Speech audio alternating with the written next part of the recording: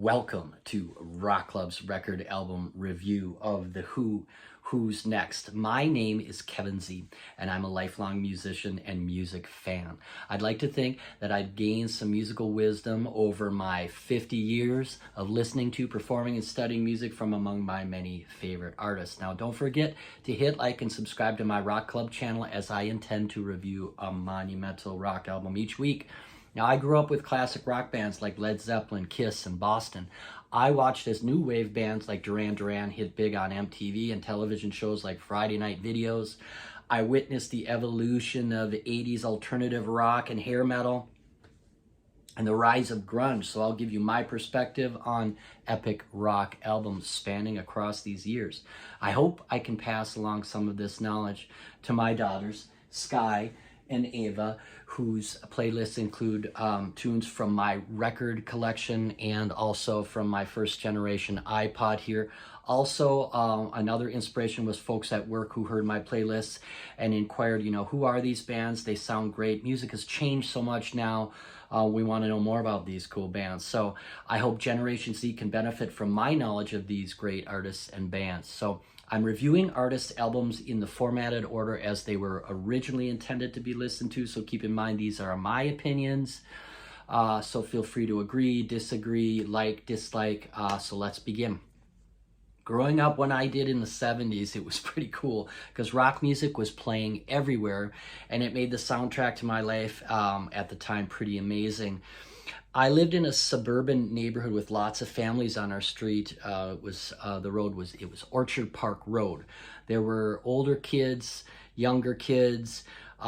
These older kids always made their opinions known about bands and who they thought were the best. And now I was the younger one of the bunch, and I was this young drummer stuck on Kiss. And I was thinking, Peter Criss is the cat's meow of all the drummers. And that was till these older guys, Paul and Dane, told me to listen to an album. And I said, who? And they said, The Who. The Who, you little dipshit. And oh, by the way, they said, Keith Moon is the best drummer on the planet. And then Dane came over and he said, come on over to my house and I'll play you a song by him and you'll figure it out. So I jumped on my Huffy BMX bike and pedaled on over, and I walked in, I sat down on the living room sofa, and I noticed these two huge tower speakers. They were much bigger than the speakers that we had at our house. I think we had the Radio Shack Realistic stereo. Not quite as big as, it looked like he had like these, they must have been, I think they were Klipsch towers.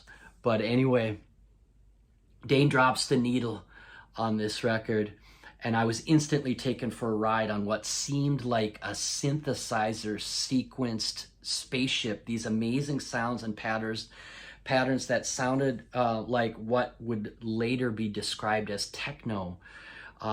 Then the piano chords, and then the drums, and the bass kicks in, and along with the lead singer, and then there's more guitar power chords, and all of a sudden there's this other lead vocalist singing. Of course, I'm talking about the incredible opening song from the album, Who's Next, and the name of the song is Baba O'Reilly. And I was immediately hooked. That day, I became a fan of The Who. Released August 2nd, 1971, Who's Next was The Who's fifth studio album. The album's main songwriter, Pete Townshend, pieced together most of the songs from a project originally entitled Lifehouse. It was to be a concept album following on the heels of the band's successful 1969 release, Tommy. But the other bandmates and their manager clashed with Pete Townshend to the point where Pete described that he almost had a nervous breakdown. I can only imagine the band sitting around thinking, well, fuck it, let's just jam, record it, and release the album then. And guess what? That's what they did. The songs are pure genius, with Pete Townshend on guitars, vocals, and programming, and ARP, a synthesizer, and this VCS3 Then there's Roger Daltrey on lead vocals, John Entwistle on bass guitar and vocals, Keith Moon on drums and percussion. Here, the talented British 60s mod rockers created one of the greatest rock albums of all time. The album opens with the aforementioned song Baba O'Reilly, and what a song to open with. It was also the second single released off the album.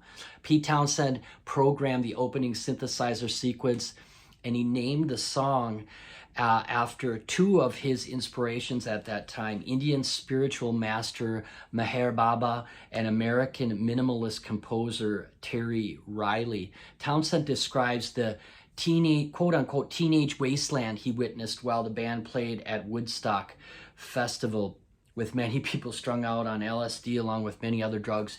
He wrote the infamous line that Roger Daltrey sings, "They're all wasted." The ending of that song features a violin solo by guest musician Dave Arbus, who just happened to be recording in the studio next door. I guess Keith Moon said, "Why don't you come on over and record a violin solo for the end of this tune?" So he does that, but it was later, that solo is covered on harmonica by Roger Daltrey when they would perform that song live in concert. Track 2, side 1, Bargain. What a fantastic song with its shades of mellow acoustic parts and ferocious hard rock. It really highlights The Who at their best. There's powerful lead vocals by Roger Daltrey, incredible drum fills by Keith Moon, the trade-off of lead vocals with Pete Townshend, melodic yet understated bass playing by John Entwistle. This song is one of my absolute faves by The Who. The best I ever had. Track 3, side 1, is the acoustic-driven love song, Love Ain't For Keepin'. It's got a nice choir-like background vocals by the band. It's short and sweet, just like love can be sometimes. Track 4, side 1, is the song My Wife, written and sung by bassist John Entwistle. Now, Entwistle also plays all the brass parts on this song, brass and horn parts. Here he tells the story of running away from his wife because he stayed away too long, and now she's believing he's had an extramarital affair and is out to get him. Not sure if this was an autobiographical or not, but he's quite convincing nonetheless. Track 5, side 1, is the emotional tune, The Song Is Over. Guest musician Nicky Hopkins plays piano on this song. He played piano on a couple of tunes on the album. Townshend and Daltrey trade off singing lead vocals between the verses. This song builds to a really nice crescendo, and again, there's great drumming in it by Keith Moon. Track 1, side 2, is the dynamic Gettin' in Tune. Here, Townshend wrote this song as part of the Lifehouse saga, describing it as him as the lead character trying to balance his spiritual life with that of being a rock star. This song again features guest musician Nicky Hopkins on piano. There's amazing bass runs by John Entwistle. The band absolutely jams in the outro of this tune. Track 2, side 2, is the catchy tune Goin' Mobile. Written and sung by Pete Townshend, it's a tune about cruising down the road in your motor vehicle, which in the early 70s I envisioned it to be some kind of custom van, complete with wall-to-wall shag carpeting and a killer 8-track stereo system. Listen to how Keith Moon propels the entire song with his amazing drumming. Moon the Loon, as he was also known, was not only one of the world's best drummers at the time, but he was also a prankster and a joker. While performing during The Who's 1967 U.S. television debut on the Smother Brothers Comedy Hour, Moon secretly packed his kick drum full of extra explosives and not only blew his drum set to smithereens at the climax of their song My Generation, but the explosion permanently damaged Pete Townshend's eardrum. On his 21st birthday, while on tour in Flint, Michigan, Moon drove a Lincoln Continental into the hotel swimming pool. In 1973, while performing in concert at the Cow Palace in San Francisco, Moon passes out behind the drum kit after taking horse tranquilizers and washing him down with brandy. He just literally goes slump right over the snare drum. And here's Pete Townshend calling out to audience members looking for a drummer. Does anybody know the rest of the songs? And sure enough, a concert goer jumped up and played the rest of the concert on drums.